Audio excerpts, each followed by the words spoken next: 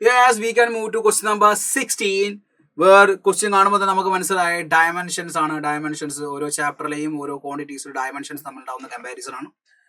So Young's modulus, first of all Young's modulus എന്ന് പറഞ്ഞാൽ stress divide by strain ആണ്. പ്രഷറിന്റെ ഡയമെൻഷൻ തന്നെയാണ്. What is dimension of pressure? Force divide by area.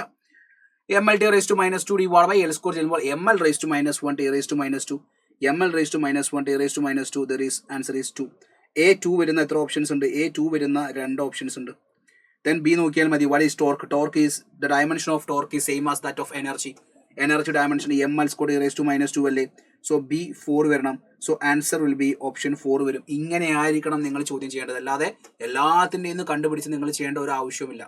വേണമെങ്കിൽ coefficient of viscous dimension ml raised to minus 1 t raised to minus 1, gravitational constant m raised to minus 1 L cube t raised to minus 2. ഇത്രയും dimensions നിങ്ങൾ പഠിച്ചിരിക്കണം, ഓർത്ത് വെക്കണം.